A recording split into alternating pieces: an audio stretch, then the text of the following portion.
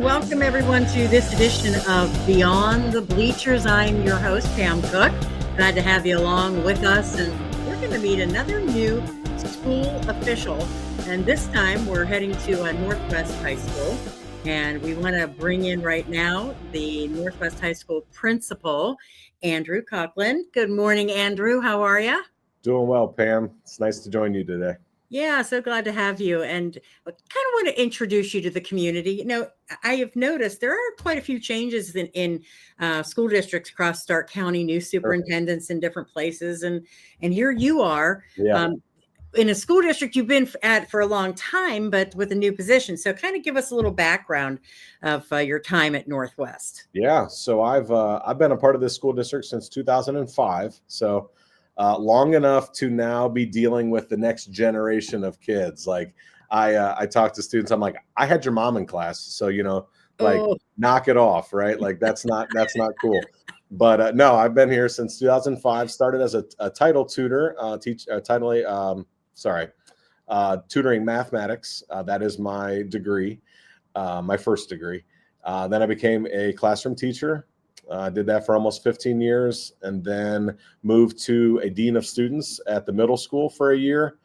Came back to the high school as the assistant principal for 3 years and now have moved into the role of head principal here. This is my first year. So it's all on your shoulders now. That's it. Yeah, that's it.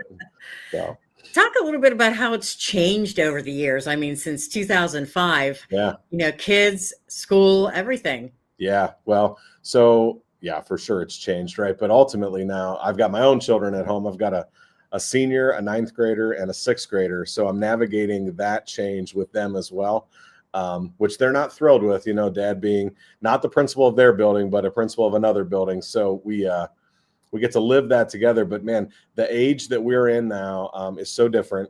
We actually just in this school building this year, I hate to say banned cell phones, but we are bell to bell, so 720 to 220, no cell phones. It's what's needed for our kids, like time to unplug and just interact. My main office secretary last week said, listen to how much noise there is in the hallway. I said, yeah, that's a good thing. Like they're talking to each other. They're not staring at a screen. They're not walking down the hall with their heads down. Like I'll handle the noise every day of the week. It's refreshing to hear. So, and how are the kids handling it? I mean, how do they feel, do you think? Yeah, overall, we've had very little pushback so far from kids. I think they also recognize, like, it's okay. I'm going to survive. Like, I can handle this.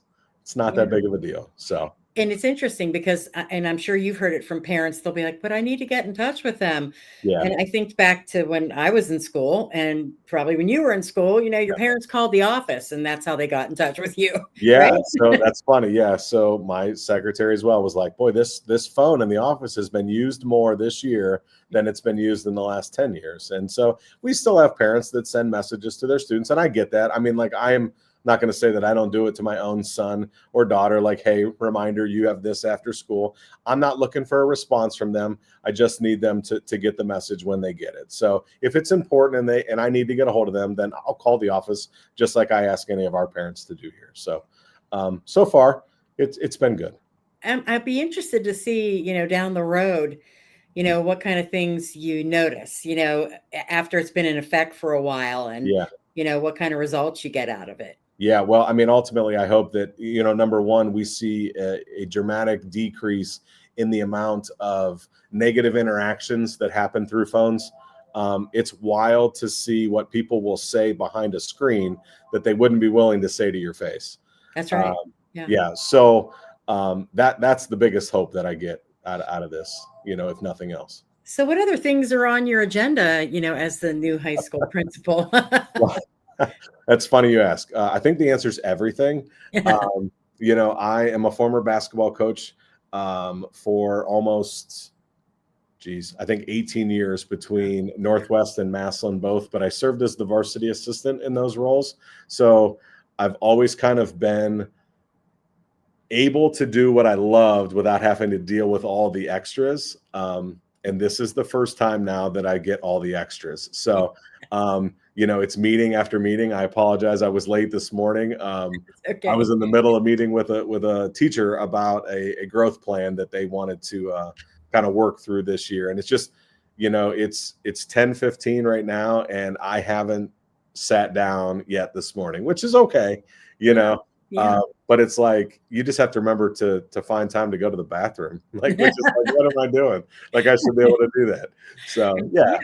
but That means good things, though. It means you're accomplishing stuff. It's not like you're sitting at a desk twiddling your thumbs. I am not. I am not. Actually, I go to bed earlier now than I ever have before. My wife's like, "You're exhausted." I'm like, "I feel exhausted," Yeah. but Yeah. it'll slow down. I don't like to not know or be in the know, and so that's a stressful moment for me right now. So I'm kind of it'll like be that okay. too. Yeah, yeah. We'll get there. Yeah, absolutely.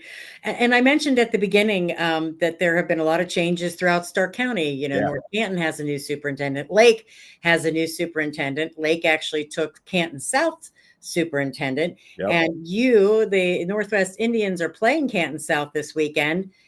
But this brings back an old friend, sort of, Yeah, right? we'll call him a friend. Yeah, actually, yeah. So our former principal, Larry Tosh, became the new superintendent at Canton South. So awesome experience and opportunity for him. Actually, I sent him a message yesterday. I said, "Am I going to see you Friday night?" And he goes, "Well, actually, I'm taking my wife away for the weekend for her 50th birthday." I said, "That feels like a very superintendent move of you to avoid having to go to a game coverage on Friday night." Yeah. So I was like, well planned on your part, but no, Yeah. he, Larry has done an immense amount of things for me in my short time with him. But even our relationship continues together. He sent me a message this morning asking me for some information that he could share with his staff. And actually, this whole cell phone initiative was really his undertaking when he was here at Northwest. So he's carrying it to Canton South, but we've adopted it here in our district as well. So his Well, legacy lasts. Let's it put it does that last, and way. Yeah, that's good. The open lines of communication, that's always something that works out for folks. for sure. Weekend, and of course, I'm glad to be able to introduce you to folks and have a chance to chat with you. So No, thanks for coming on. I appreciate it. Thank you, Pam.